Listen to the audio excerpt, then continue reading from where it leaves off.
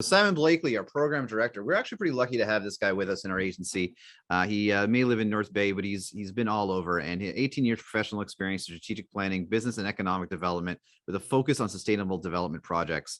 There is no sustainable movement that this man will not find and or try to support and build.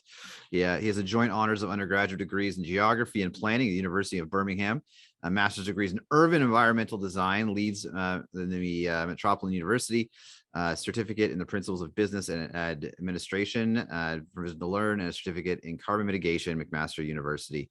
He works with diverse groups of stakeholders, helping them develop coordinated strategies, action plans, and projects. He loves identifying best practices, solutions, so we can achieve our goals. And like I said, there is no sustainable. If you whisper sustainability a mile from Simon Blakely, he will be helping there to support you. So we're really, really glad to have him here today. So I'm going to pass the camera over to Simon to take over this bit of the presentation. Take it away, Simon.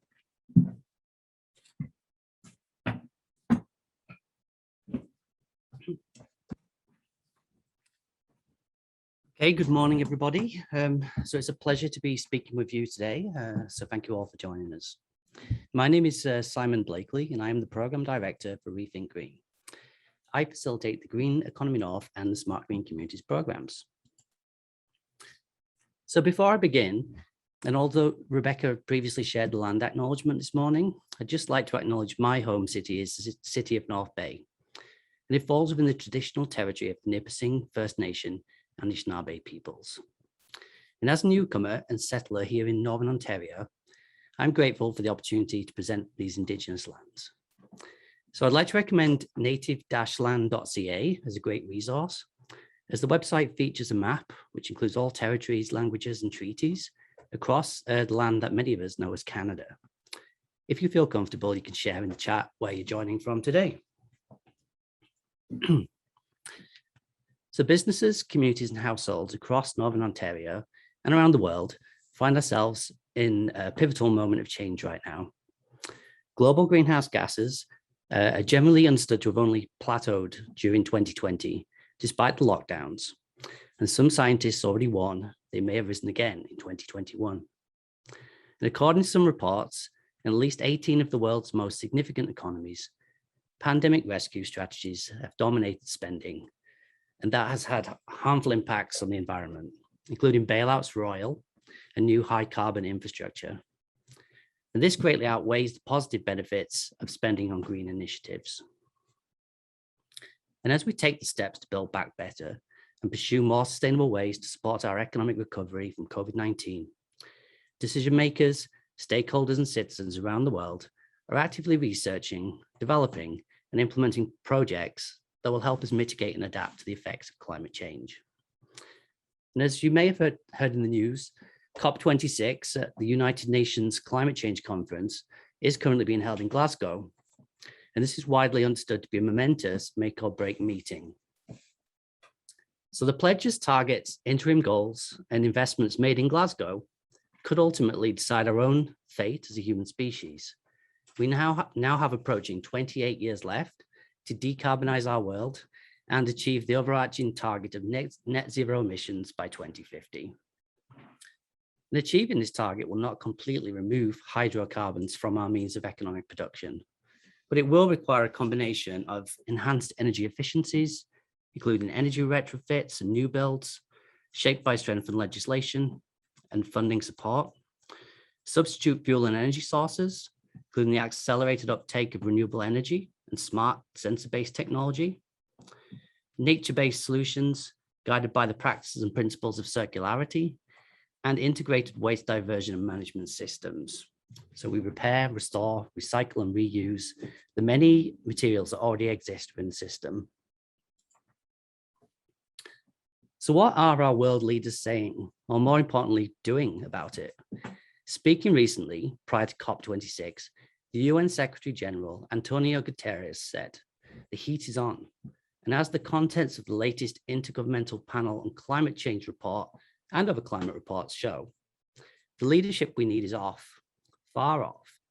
He continued, "Countries are squandering a massive opportunity to invest in COVID-19 fiscal and recovery resources in sustainable, cost-saving, and planet-saving ways. And at the conference itself, the UK Prime Minister, Boris Johnson, said in his opening speech, "The clock is ticking to the furious rhythm of hundreds of millions of pistons and turbines, and furnaces and engines, with which we are pumping carbon into the air faster and faster with record outputs, and quilting the earth in an invisible and suffocating blanket of CO2. If we don't fix our climate, it will be an economic catastrophe, as well as an environmental one. Doomsday clock may be ticking, but we've got a bomb disposal team on site." And in the Canadian context, our Prime Minister Justin Trudeau said, "We're making big decisions at home and encouraging people around the world to do more also, because climate change doesn't recognize borders. We know there are many different approaches and that every country is going to have to reduce its own emissions and decarbonize their economies to get to net zero. And carbon pricing is one of the most effective and cheapest ways to get there." So these conversations being had by the highest levels of leadership around the world might seem a bit daunting, but it's important we take the time to understand what these global challenges mean and how they apply to us here in Northern Ontario. And in the next few slides, I'll provide a brief overview of what we understand could be the effects of climate change here in Northern Ontario. Back in 2019, the Federation of Canadian Municipalities and the Independent Electricity Systems Operator, among others, funded our 2-year research project. This led to the development of 2 regional energy and emissions plans for Manitoulin Island and the North Shore. And in developing those plans, our team engaged municipal and First Nation leaders, businesses, community organizations, voluntary associations, and the general public across 25 communities to understand what energy planning means to them and how energy conservation applies in the context of climate change. The plans result in the development of baseline energy and emissions inventories for 25 communities on Manitoulin Island, from Cockburn Island to Wikwemikong, and along the North Shore, from the township of North Shore to the township of Nairn and Hyman. The greenhouse gas emissions data we collected was entered into climate modeling software. And unfortunately, this presented us with a bleak view of the future, should a business as usual approach continue. From the model we produced, we know the predicted effects of climate change in Northern Ontario could lead to an estimated annual average increase in temperature of between 3 to 4 degrees Celsius, resulting in more unpredictable and extreme weather patterns. Predicted effects of climate change could include warmer winters characterized by severe ice storms, ice melting, refreezing, and ice damming, causing more accidents and damage to property and infrastructure. Less predictable summers, causing increased flooding and erosion, leading to eutrophication, diminished water quality, more vector-borne diseases, increased heat waves, leading to droughts and more energy blackouts. What's most important to note is that these predicted impacts need only occur in the event of a business as usual scenario. And from these studies, we were able to identify a series of best practices, low carbon development solutions, including strategies, policies, plans, and projects. We explored how low carbon development solutions can be pursued by even the smallest municipality, township, or First Nation. So the future can, therefore, still be positive. And if we all work together to address the issue of climate change and adapt and mitigate to the risks. And that's where we're here to help. So Green Economy North was established in 2016. It remains Northern Ontario's only membership-based sustainable business program, and we equip businesses, not-for-profits, and the broader public sector with the knowledge, information, and tools they need to pivot and succeed in the green economy. Green Economy North offers affordable and tailored support to help businesses set and meet their sustainability targets. We deliver technical, advisory, and research-based programming. We organize and deliver business and community-oriented events. We encourage knowledge sharing and collaboration among our virtual networks. And we recognize and celebrate the progress made by our members.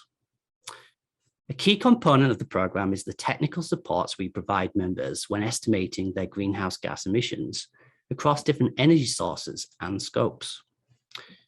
Once the impact of a business or organization has been quantified as a carbon dioxide equivalent measurement, we delve deeper and assist our members in producing action plans, setting targets to quantify and reduce their emissions, and we achieve real cost savings. You'll learn more about the success stories of our existing members in the panel discussion. And working with our partners, including program members, different levels of government, academia, utility companies, community groups, and others, we're leading the conversation and we're showing that a more sustainable way of doing business is possible. So Green Economy North forms a hub within the wider Green Economy Canada network. This serves communities and regions across Canada, and the network's reach extends currently from Edmonton to New Brunswick and from London to Ottawa. And in this wider network, hubs share best practices, case studies, and other information to support members in achieving their sustainability goals. Green Economy Canada leverages funding opportunities of value to our network. They also have facilitated expert working groups, including the Net Zero Manufacturing Project and the Sustainable IT Procurement Project. To date, the Green Economy Canada network has engaged over 300 businesses, set more than 70 targets, and secured commitments to reduce more than 200,000 tons of greenhouse gases. As a designated hub, Green Economy North is responsible for guiding our Ontario members in Northern Ontario through the milestone process. And starting in January 2022, we're introducing a cohort-based model where businesses and organizations can benefit from a series of collaborative opportunities to learn from each other as we set about achieving greenhouse gas emission goals. Milestone 1 is get engaged. At this stage, members are oriented to our kickoff meeting and get to know the network. We talk data, emission sources, and we take the necessary first steps. By keeping our fingers on the pulse, we're equipped to share up-to-date knowledge and information with our members. We bring in guest speakers, share industry-specific examples, and attend conferences and workshops and summarize this research for our members. Milestone 2 is measure your footprint. We conduct baseline energy walkthroughs and produce greenhouse gas emissions inventory reports using our impact tracking tool. Members share their utility bills, and this information is referenced to understand where there is additional room for improvement, and recommendations are communicated with our members. Milestone 3 is set a target. Members are offered support mobilizing their green teams, outlining their greenhouse gas emission reduction goals and pathways, creating action plans, and setting targets. And milestone 4 is achieve results. We recognize our members' success through media releases, social media and shout outs, case studies, and celebrate their achievements at the Sustainable Awards. So I'd like to take this opportunity to briefly mention our Smart Green Communities program, which is another membership-based program of Rethink Green. Smart Green Communities follows the same milestone process outlined for Green Economy North and is designed to build capacity and promote collaborations on energy planning among municipalities, townships, and First Nations. The program equips communities with the knowledge, information, tools they need to address challenges of their jurisdictions. We also identify potential solutions to help them achieve their sustainable development goals. Some of you may be asking, what kind of action might businesses, organizations, and communities look to pursue here in Northern Ontario?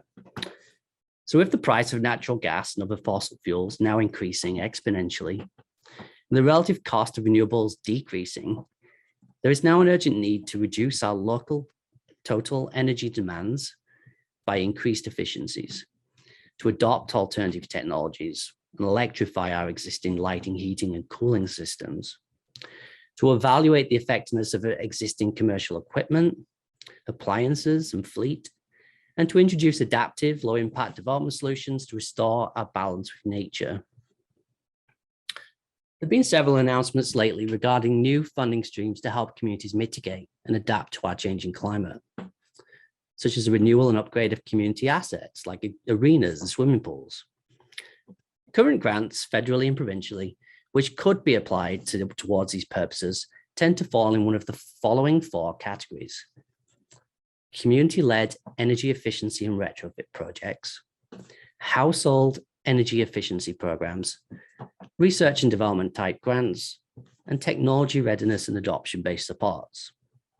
In addition, we at Rethink Green and Green Economy Canada currently await the outcome of some major funding applications, which could help us introduce some microgrant programs. Beyond this, we know from our experience that members can make considerable savings by implementing projects to reduce their utility costs and associated emissions. And at the property scale, the cost and payback on solar and battery-based technologies is now again becoming highly attractive to investors. Local solar installers here in Northern Ontario tell us they're reporting record sales and interest. And energy audits will generally be required in support of grant funding applications, and that's where we can assist. And at the community scale, the installation of microgrids powered by renewable energy sources could significantly reduce the amount of energy lost through transmission between communities. The development of net zero buildings will add an extra layer of resilience to communities impacted by climate change. From an electrical vehicle perspective, the Government of Canada has announced that all fuel-powered cars and light trucks will be banned from sale as of 2035. And here in Northern Ontario, researchers continue to identify new sources of rare earth metals, such as lithium, which can be used to develop battery-based technologies and other components for use in electric vehicles. These finds could signal increased investment in advanced manufacturing facilities, so we may process these metals within our region. And here at Rethink Green, we're equipped to provide project management-led services on a fee-for-service basis to assist with these broader strategic and transformational projects. So members wishing to take part in either our Green Economy North or Smart Green Communities programs are required to register with us no later than Friday, the 31st of December.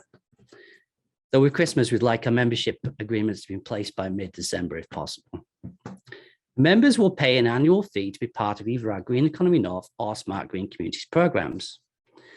Annual membership fees are based on an equitable chart produced by Rethink Green, which accounts for the total floor space area in square footage of assets owned or leased, and the total number of employees, either employed by the business, organization, municipality, or First Nation.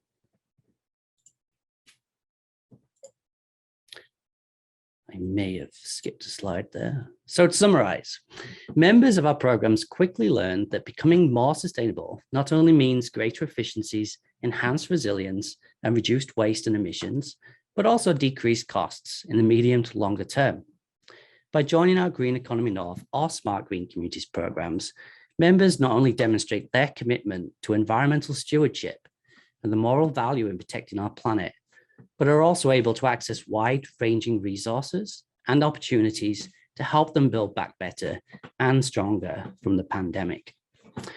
We'd be delighted to discuss how Rethink Green can support your business, organization, or community in furthering its sustainability goals. So this slide concludes my presentation for today, and on it you'll see my contact information and our social media domains should you wish to engage with us. Just do a time check. Looks like we might have a few minutes spare, so I'll look around and see, is there any questions being fielded perhaps, and I'll try and address them. Well, feel free to put any questions in the chat, and if it doesn't quite pop up in time just now, we can always address it later on today and we'll make a note of it. But as I say, here's my contact information, so feel free to email me, or call me at any time. I'd love to talk to you about what we can do and how we can help. So, and with that, I wish you a good day.